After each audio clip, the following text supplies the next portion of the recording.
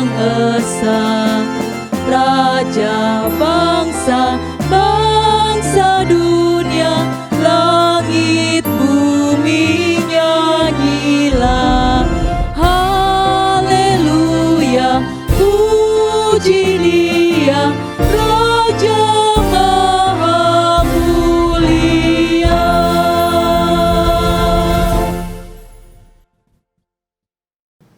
Bapak, Ibu, dan saudaraku yang dikasihi oleh Yesus Kristus, marilah kita awali ibadah kita pada hari ini dengan pengakuan bahwa pertolongan kita adalah di dalam nama Tuhan, pencipta langit dan bumi.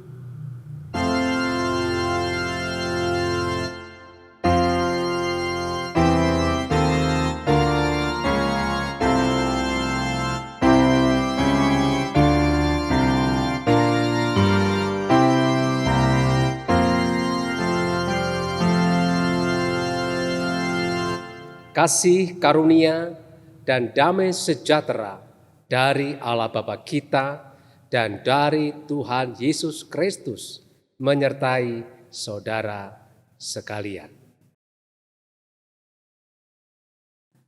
Selamat pagi Bapak, Ibu, dan saudaraku yang dikasihi oleh Yesus Kristus. Puji syukur kepada Tuhan, pada hari ini kita kembali dipertemukan di dalam ibadah secara online bersama dengan jemaat GKI Parakan.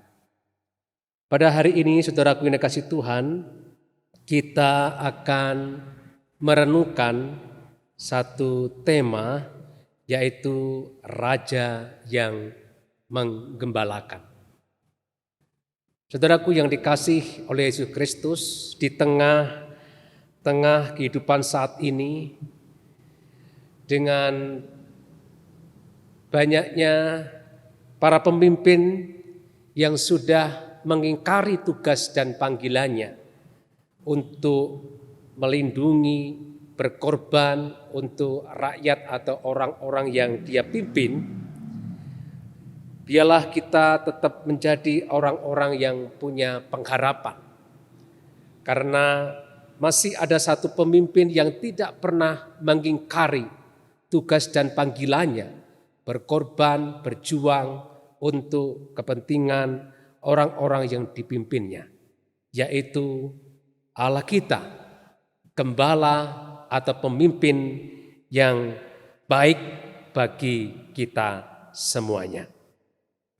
Firman Tuhan di dalam Yeskiel pasal yang ke-34 ayat yang ke-11 berkata demikian, sebab beginilah firman Tuhan Allah, dengan sesungguhnya aku sendiri akan memperhatikan domba-dombaku dan akan mencarinya.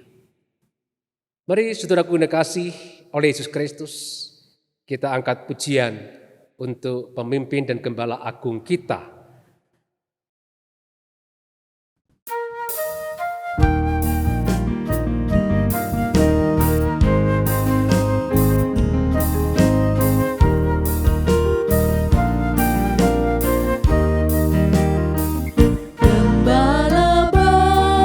Bersulingan merdu, membimbing aku pada air tenang.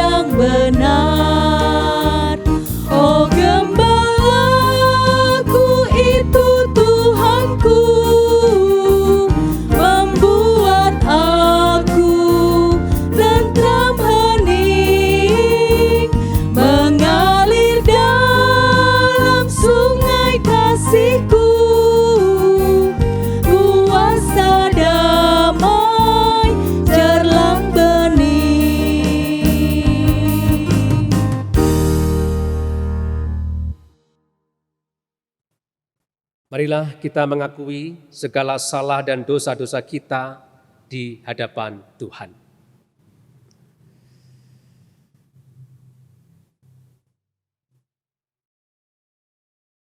Tuhan adalah sebuah anugerah Tuhan. Kalau di antara kami menjadi seorang pemimpin yang Tuhan tempatkan dengan tugas dan panggilan supaya kami menjadi pemimpin yang bisa mengayomi, pemimpin yang bisa berjuang untuk kepentingan orang-orang yang kami pimpin. Baik kami sebagai pemimpin di jemaat, pemimpin di keluarga, atau pemimpin di tempat-tempat yang lain. Tuhan, Kau ampunilah kami kalau kami sudah lalai di dalam menjalankan tugas panggilan kami sebagai seorang pemimpin. Kami sudah mementingkan diri kami sendiri daripada kami berkorban untuk kepentingan orang-orang yang kami pimpin. Engkau juga memanggil kami menjadi domba-domba yang dengar-dengaran dengan gembala yang agung, yaitu pemimpin yang agung, yaitu Engkau sendiri. Sehingga kehidupan kami Tuhan tidak mencerminkan hidup seperti domba yang baik, yang setia, tapi hidup seperti kelompok kambing yang juga menjadi orang-orang hanya untuk mementingkan diri kami sendiri. Ampunilah kami Bapa atas kegagalan dan dosa-dosa kami. Di dalam nama Yesus Kristus kami mengakui salah dan dosa-dosa kami. Amin. Saudaraku yang dikasihi oleh Yesus Kristus, bagi kita yang sudah mengakui dosa-dosa kita di hadapan Tuhan, Tuhan memberikan berita anugerah kepada kita semuanya yang saya bacakan dalam Yohanes pasal 10 ayat yang ke-11. Akulah gembala yang baik. Gembala yang baik memberikan nyawanya bagi domba-dombanya. Demikianlah berita anugerah dari Tuhan.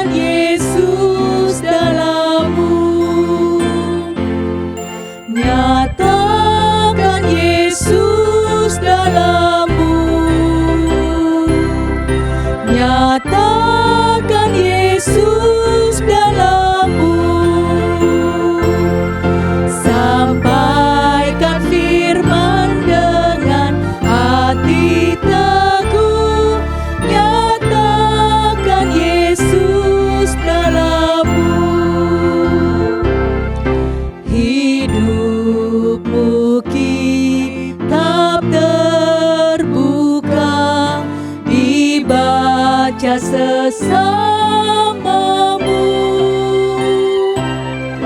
apakah tiap membacanya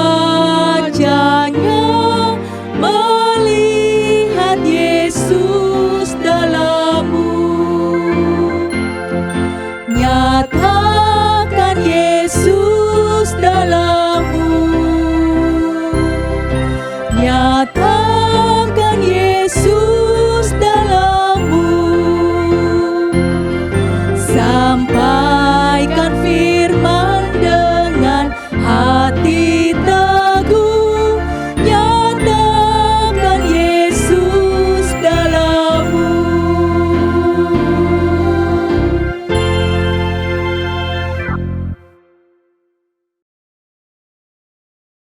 Sebelum kita bersama-sama belajar kembali kebenaran firman Tuhan, kami mengajak saudara sekalian tunduk kepala Kita memohon pertolongan dan kekuatan Tuhan supaya kita dimampukan untuk bisa memahami firman-Nya dan melakukannya. Mari kita berdoa. Tuhan, jadikanlah kami domba-domba yang mendengar, yang dengar-dengaran dengan suara-Mu, yaitu kebenaran firman Tuhan, agar Tuhan kami dapat menjadi domba-domba yang baik dan setia, domba-domba yang mendengarkan dan mengerti akan suara dan kehendak Tuhan, domba-domba yang mau belajar dari gembala yang agung, yang tidak hanya hidup untuk dirinya sendiri, tapi hidup untuk orang lain juga. Berbicaralah ya Tuhan, sebab kami siap mendengar dan melakukan firman-Mu. Di dalam nama Tuhan kami, Yesus Kristus, kami mengakui salah dan dosa-dosa kami. Amin. Saudaraku yang dikasih oleh Yesus Kristus, bacaan firman Tuhan pada ibadah hari ini, mari kita buka di dalam kitab Yeskiel,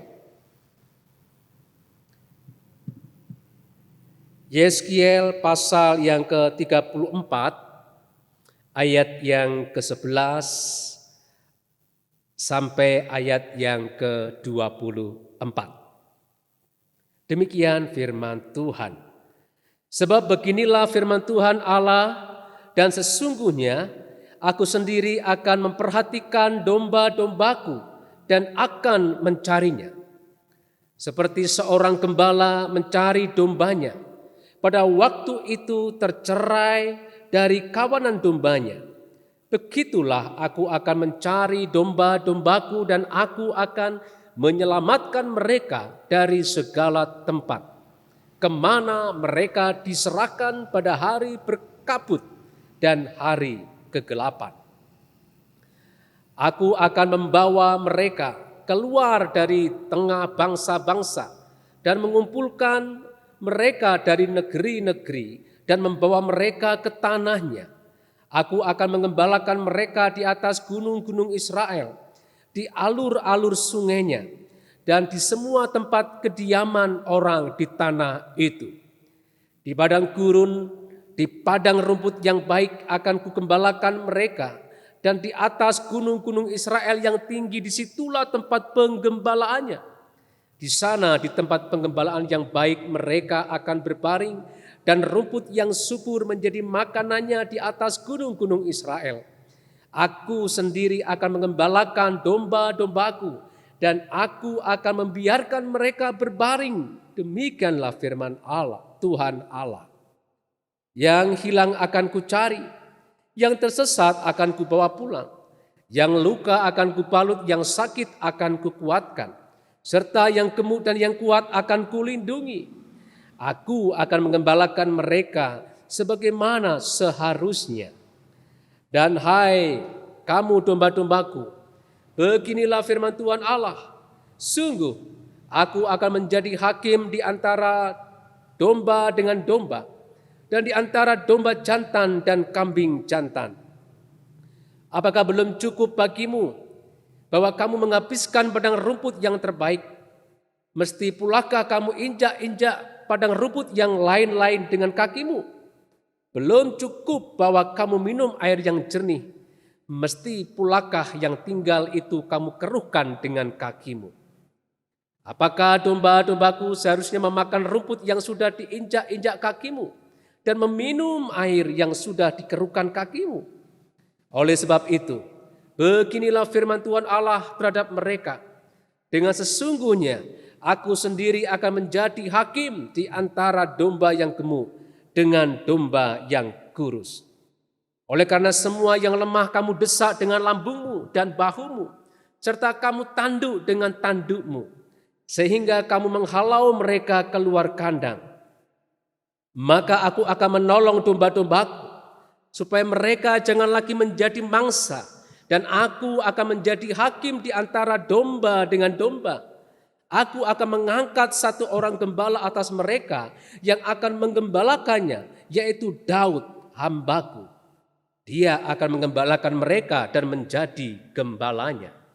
Dan aku, Tuhan, akan menjadi Allah mereka serta hambaku Daud menjadi raja di tengah-tengah mereka.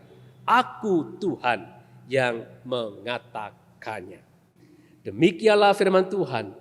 Yang berbahagia adalah saudara sekalian yang tidak hanya mendengarkan firman Tuhan ini, tetapi yang juga melakukannya dalam kehidupan saudara sehari-hari. Haleluya. Bapak, Ibu, dan saudaraku yang dikasihi oleh Yesus Kristus, tentunya saudara sudah sering mendengarkan peribahasa berikut ini, saudaraku. Mengail ikan di air keruh. Dan saya yakin pula saudara pasti sudah tahu arti peribahasa ini. Artinya adalah seorang yang mencari keuntungan untuk dirinya sendiri di tengah kekacauan. Atau seorang yang mencari keuntungan untuk dirinya sendiri di atas penderitaan orang lain.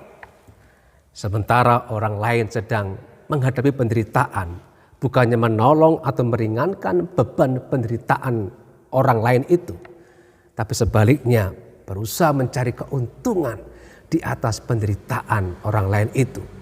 Sehingga bukannya dia meringankan beban orang yang menderita itu, tetapi sebaliknya menambah beban penderitaan orang lain itu. Saudaraku yang dikasihi oleh Yesus Kristus, bukankah di tengah wabah corona ini, saudaraku, di mana kita semuanya mengalami kesulitan, bahkan kita mengalami penderitaan karena dampak pandemi COVID-19 ini, saudaraku. Ada orang yang kehilangan orang yang dicintai karena terinfeksi virus corona. Dan saat ini juga banyak orang yang kehilangan pekerjaan karena harus di PHK ataupun dirumahkan, saudaraku. Sementara kebutuhan hidup tidak pernah putus, tidak pernah berhenti. Bahkan saudaraku, kalau jujur saudaraku, di tengah pandemi virus corona ini, kebutuhan hidup kita semakin bertambah. Untuk membelikan kuota internet untuk anak-anak kita yang belajar online. Bahkan kita harus memberikan HP untuk anak-anak kita. Belum lagi kebutuhan yang lainnya lagi, saudaraku yang dikasihi Tuhan Yesus. Terlebih juga kita melihat, saudaraku, para tenaga medis yang harus kehilangan waktu untuk keluarganya. Karena harus mengurusi para pasien yang terkena infeksi virus corona. Semuanya mengalami kesulitan, saudaraku, karena dampak virus corona ini, saudaraku yang dikasihi oleh Yesus Kristus. Dan semua orang saat ini berpikir, saudaraku, kapan ya wabah corona ini akan selesai? Kapan wabah corona ini akan berakhir, saudaraku? Itu sebuah pertanda bahwa kita itu ingin segera melalui masa yang berat dan sulit ini, saudaraku. Tapi ironisnya, saudaraku, di tengah kondisi yang membuat banyak orang menderita ini, saudaraku, ada orang-orang yang berusaha mengail ikan di air yang keruh. Ada orang-orang yang berusaha untuk mencari keuntungan di atas penderitaan yang dialami banyak orang pada saat ini. Dan ironisnya lagi, saudaraku, orang-orang yang berusaha mengail ikan di air yang keruh itu adalah para pemimpin di masyarakat. Yang seharusnya mereka itu melindungi, meringankan beban masyarakat. Tapi sebaliknya mereka itu mengambil keuntungan, mencari keuntungan dari masyarakat yang sedang menderita itu, saudaraku. Contohnya seperti ini, saudaraku.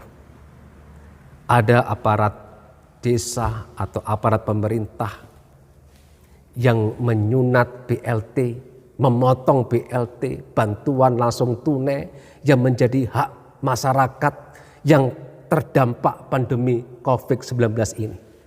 Bantuan yang seharusnya diberikan berjumlah 600.000, dipotong 200.000 dengan alasan untuk biaya administrasi. Saudaraku, inilah fakta yang terjadi. Ini baru satu kasus, saudaraku, dan masih banyak kasus yang lainnya. Tetapi karena waktu saya hanya memberikan satu kasus saja. Dan ternyata saudaraku, persoalan adanya pemimpin yang egois, pemimpin yang korup, pemimpin yang hanya mementingkan dirinya sendiri, itu tidak hanya terjadi pada zaman sekarang. Tetapi pada zaman Alkitab pun saudaraku, adanya pemimpin-pemimpin yang egois, pemimpin-pemimpin yang korup, itu juga ada di sana. Bahkan di dalam kehidupan bangsa Israel yang adalah umat pilihan Allah, di sana pun tidak terlepas adanya para pemimpin yang egois, pemimpin yang hanya mencari keuntungan untuk dirinya sendiri, saudaraku. Mari kita baca, saudaraku dikasih oleh Kristus, di dalam Yeskiel pasal yang ke-34 ayat yang kedua, di mana ayat ini menjadi latar belakang dari perikop bacaan Yeskiel yang kita baca pada hari ini. Di sana dikatakan demikian, saudaraku. Hei anak manusia, bernubuatlah melawan gembala-gembala Israel. Jadi sebutan para gembala ini adalah sebutan yang biasa ditujukan kepada para pemimpin di Israel. Saya lanjutkan, bernubuatlah dan katakanlah kepada mereka, kepada gembala-gembala itu, kepada pemimpin-pemimpin itu, beginilah firman Tuhan Allah. Celakalah gembala-gembala Israel yang menggembalakan dirinya sendiri. Bukankah domba-domba yang seharusnya digembalakan oleh gembala-gembala itu? Jadi saudaraku yang dikasih oleh Yesus Kristus, ayat ini menjadi indikasi bahwa di dalam kehidupan bangsa Israel yang adalah umat Allah, ternyata di sana pun saudaraku ada gembala-gembala, ada pemimpin-pemimpin yang hanya mengembalakan dirinya sendiri, yaitu artinya adalah pemimpin yang hanya mencari keuntungan, mementingkan diri mereka sendiri. Lalu sikap seperti apakah yang biasanya dimiliki oleh seseorang menghadapi para pemimpin yang tidak baik itu, saudaraku? Setidaknya saudaraku yang dikasih oleh Yesus Kristus, ada dua sikap yang mungkin biasa dimiliki oleh seseorang menghadapi pemimpin yang tidak baik itu. Sikap yang pertama adalah sikap orang kehilangan pengharapan. Orang yang kehilangan pengharapan, saudaraku, itu bisa digambarkan seperti pepatah yang mengatakan, guru kencing berdiri, murid kencing berlari. Artinya karena pemimpinnya buruk, ya ikut buruk jugalah. Artinya orang yang kehilangan pengharapan, dia akan mengikuti pemimpinnya yang buruk, dia ikuti yang buruk juga, saudaraku. Pemimpinnya suka mencaci maki, maka dia juga ikut mencaci maki. Pemimpinnya suka memfitnah, ikut memfitnah. Pemimpinnya korupsi, ikut korupsi. Pemimpinnya itu berbuat jahat, ikut berbuat jahat, saudaraku. Sikap seperti ini pertanda kita sudah kehilangan pengharapan. Dan sikap seperti itu muncul di antara umat Israel pada zaman Yeskiel, saudaraku. Mari kita baca dalam ayat yang ke-20 sampai 21, saudaraku. Oleh sebab itu beginilah firman Tuhan Allah terhadap mereka. Dengan sesungguhnya aku sendiri akan menjadi hakim di antara domba yang gemuk dengan domba yang kurus.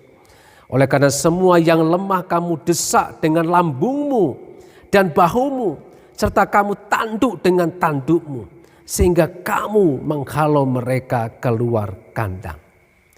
Saudaraku, ayat di atas menggambarkan bahwa selain ada gembala atau pemimpin yang buruk, ada juga domba yang menindas domba yang lainnya. Mengapa ada domba yang menindas domba yang lainnya, saudaraku? Mengapa ada domba yang punya perilaku yang buruk pada saat itu? Karena domba itu mencontoh, saudaraku, mengikuti pemimpinnya yang buruk juga. Karena pemimpinnya buruk, maka domba itu juga ikut buruk. Dan domba yang punya perilaku yang buruk itu, saudaraku, digambarkan seperti domba yang gemuk, yang menindas domba yang kurus, saudaraku, yang menanduk domba yang kurus itu, saudaraku. Tanyanya, saudaraku, kenapa domba yang punya perilaku yang buruk itu mengikuti perilaku pemimpinnya yang buruk juga. Mengapa saudaraku? Karena dia sudah menyerah dengan keadaan. Karena semuanya melihat semuanya buruk, semua tidak baik, ya ikutlah yang tidak baik juga. Teman-teman di kantor korupsi, ya ikut korupsilah. Untuk menolong kita memahaminya lagi saudaraku, saya memberikan contoh saudaraku. Ada seorang anak remaja pecandu narkoba. Ketika ditanya, mengapa kamu kok sampai menjadi pecandu narkoba? Anak remaja itu menjawab, karena bapakku juga pecandu kok. Karena bapakku rusak, ya biarlah aku juga rusak sekalian. Karena bapakku buruk, maka aku ikut buruk sekalian. Saudara, itu pertanda anak remaja itu sudah menyerah dengan keadaan. Dia sudah kehilangan pengharapan.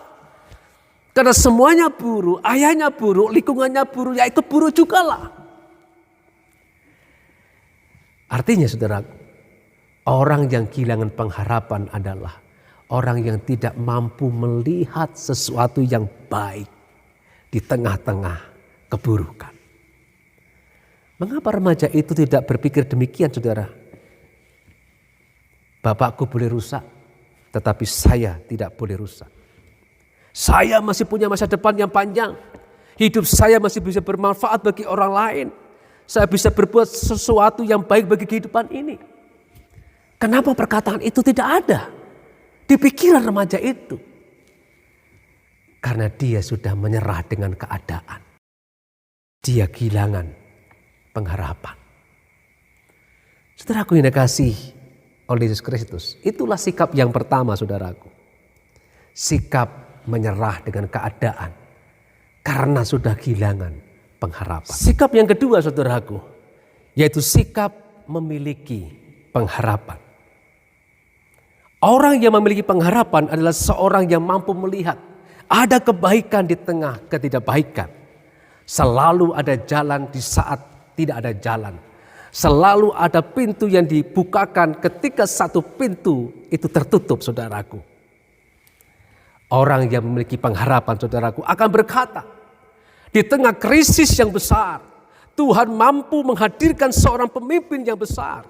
Di tengah krisis gembala yang baik, masih ada Tuhan sebagai gembala yang baik. Bukankah itu yang dikatakan oleh firman Tuhan saudaraku? Mari kita baca dalam Yeskiel 34 ayat yang ke-11. Sebab beginilah firman Tuhan Allah. Dengan sesungguhnya aku sendiri akan memperhatikan domba-dombaku dan akan mencarinya.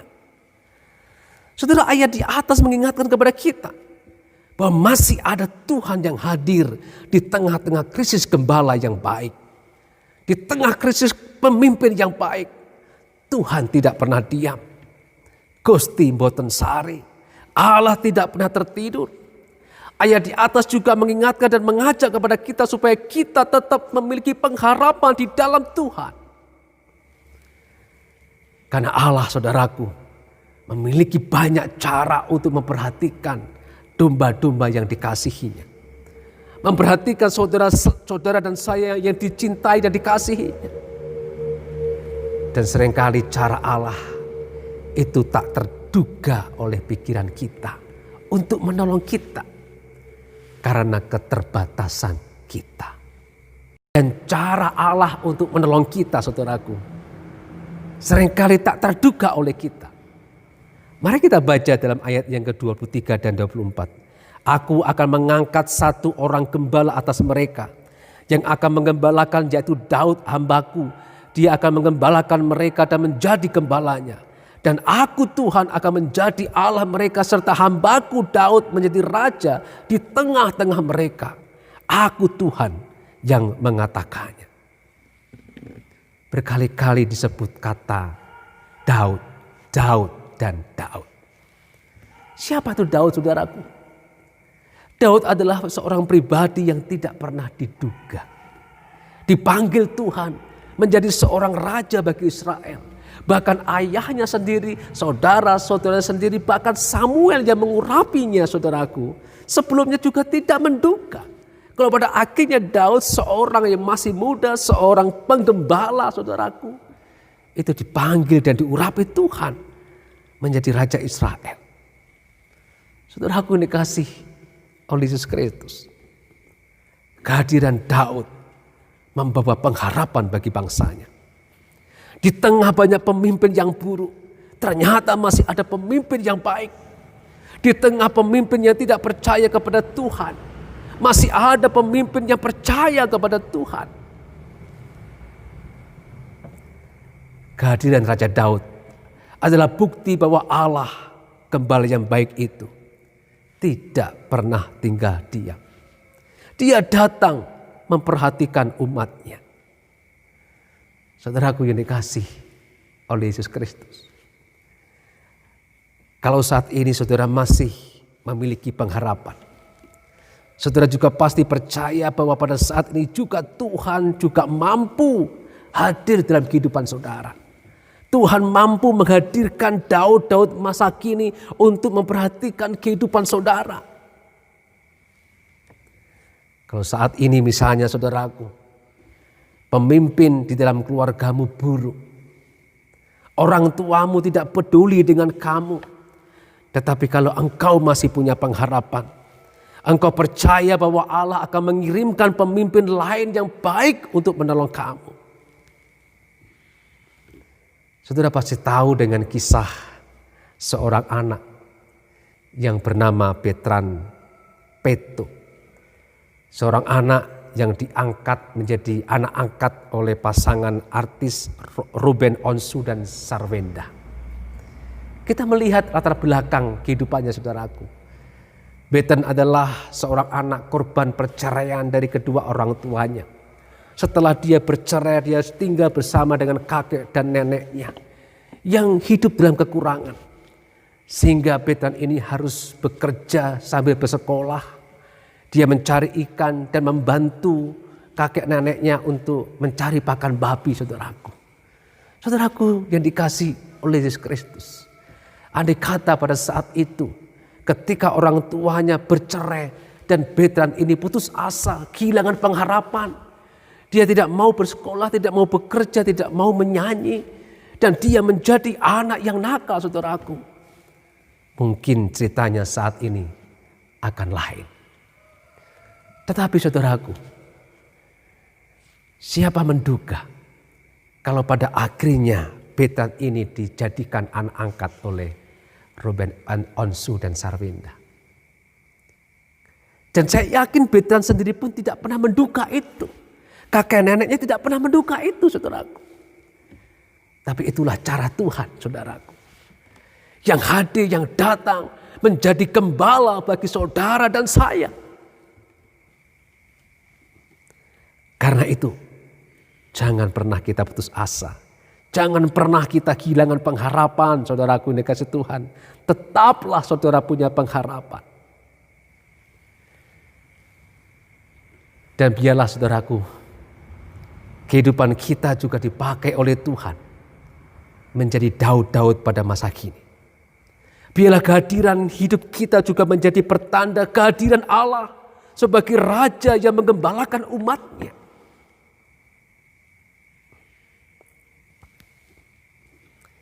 Dan kalau kita saat ini masih punya pengharapan, kita akan berkata masih ada pemimpin yang baik. Maka sikap yang seperti itu juga akan menjadikan kita menjadi domba yang baik. Domba yang tidak mementingkan dirinya sendiri. Domba yang peduli kepada domba-domba yang lain. Dan selanjutnya saudaraku dikasih oleh Yesus Kristus. Pada akhirnya nanti kita semuanya akan berada di hadapan Tuhan. Raja dan Gembala yang agung itu yang akan menjadi hakim bagi kita. Bagi saudara dan saya. Kira-kira nanti kita didapati sebagai kambing. Kira-kira nanti kita didapati seperti domba atau seperti kambing. Seperti gembala yang baik atau gembala yang tidak baik. Saya percaya kalau sampai pada akhirnya nanti hidupmu tetap berada di dalam iman kepada Kristus. maka saudara, maka Tuhan akan berkata kepada saudara dan saya, hei hambaku yang baik dan setia. Engkau sudah menjadi gembala yang baik ketika engkau hidup di dunia. Engkau sudah menjadi domba yang baik ketika engkau hidup di dunia. Maka aku berkata kepadamu,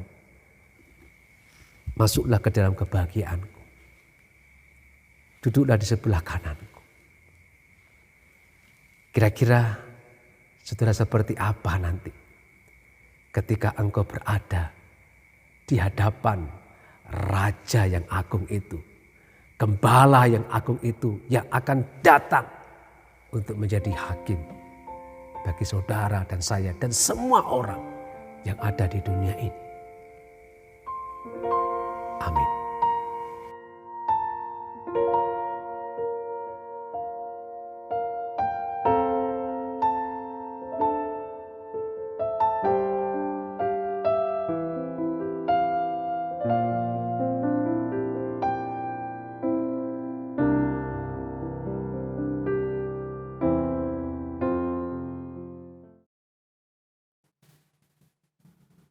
Tuhan, di tengah keprihatinan karena pandemi COVID-19 ini, di tengah keprihatinan kami juga adanya para pemimpin, para pejabat yang menyalahgunakan wewenangnya untuk mencari keuntungan bagi dirinya sendiri. Biarlah kami mempunyai sikap hidup yang tetap punya pengharapan. Kami tidak ikut-ikutan meneladani contoh pemimpin yang tidak baik. Tetapi kami tetap berani untuk menjadi orang-orang yang belajar untuk berkorban, belajar untuk tidak mementingkan diri kami sendiri.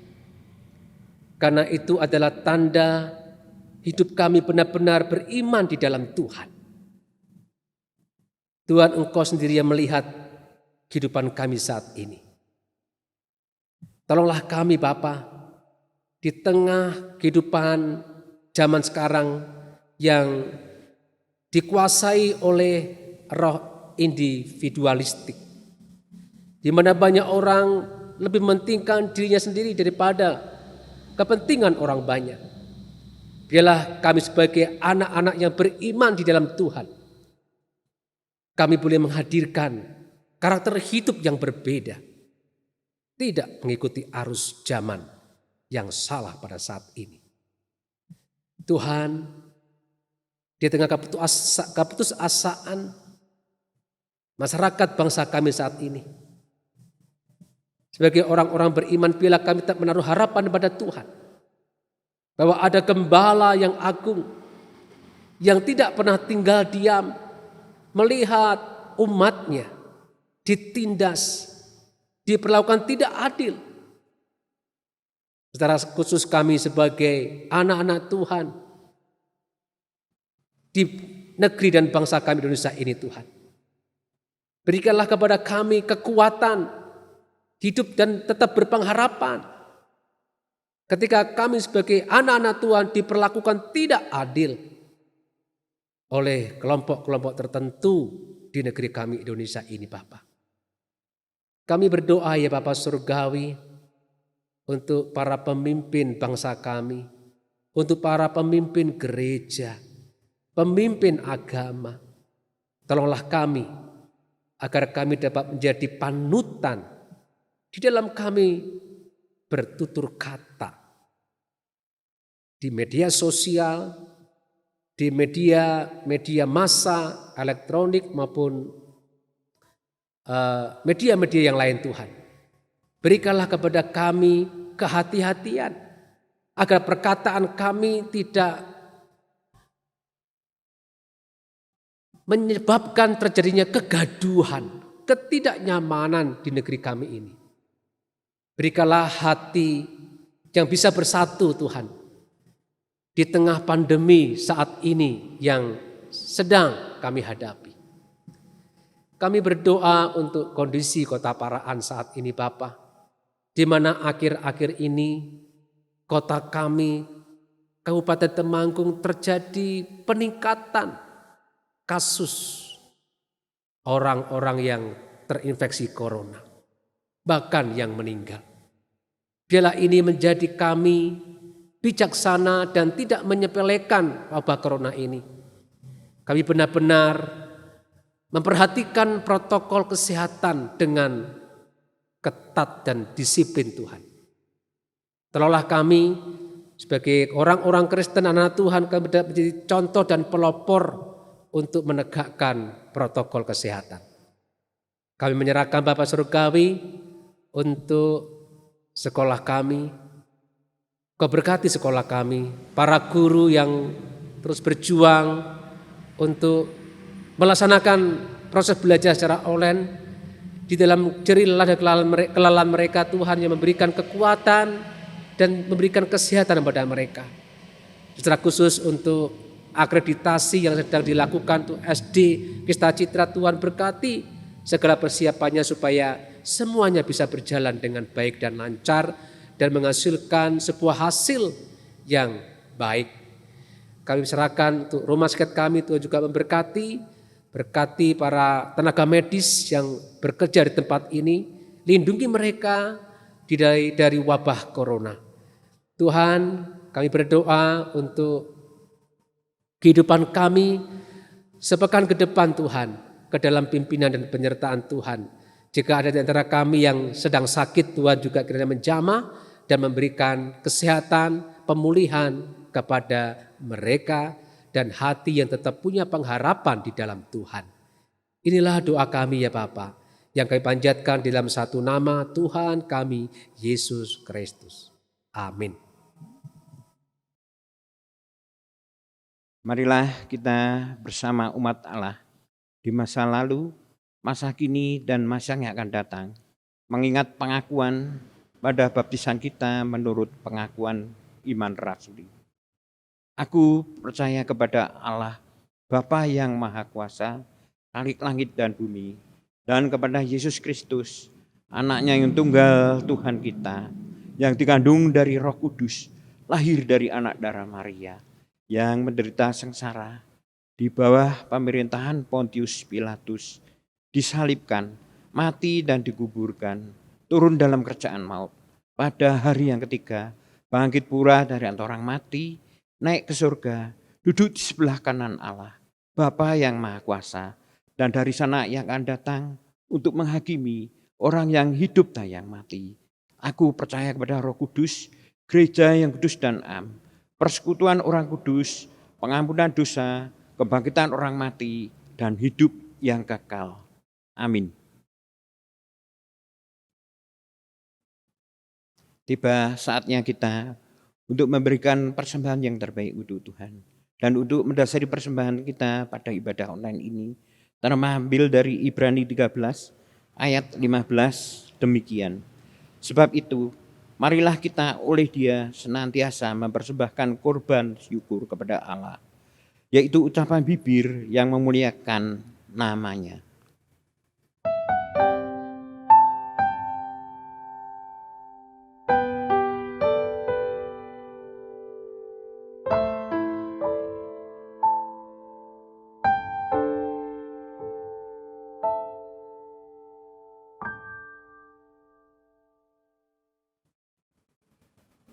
Marilah kita bawa persembahan kita dalam doa. Ya Tuhan, Allah Bapa kami yang Maha Pengasih, karena kasih dan anugerah-Mu yang Kau curahkan dalam kehidupan kami, Kau nyatakan dalam kehidupan kami. Pada saat ini kami boleh mengikuti ibadah secara online. Tuhan senantiasa menyertai kehidupan kami, baik dalam aktivitas kami, baik dalam kerjaan kami. Untuk itu ya Tuhan, kami mengucapkan syukur kami melalui persembahan yang kami berikan. Biarlah Tuhan layakan persembahan ini, dan Tuhan berkati pula dalam pengelolaannya, sehingga persembahan ini dapat berguna untuk pekerjaan Tuhan, sehingga akhirnya nama Tuhan saja yang dipermuliakan. Kami berdoa dan mengucap syukur hanya di dalam nama Tuhan kami, Yesus Kristus. Amin.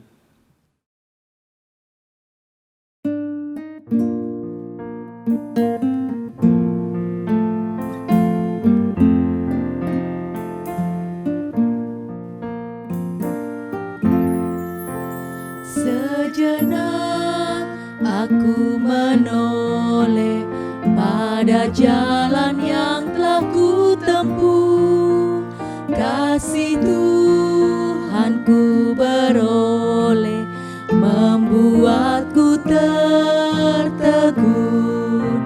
Jalan itu penuh liku, kadang-kadang tanpa terang, tapi Tuhan membimbingku hingga aku tercengang. Kasih Tuhan membimbingku dan hatiku pun tenang. Bukan karena aku baik, dipegangnya tanganku erat, bukan pula orang lain hingga aku didekap. Oh betapa aku heran, dilimpahkan yang terbaik. Dengan apa ku nyatakan kasih Tuhan yang ajaib. Ku lakukan, ku sebarkan kasih Tuhan yang ajaib.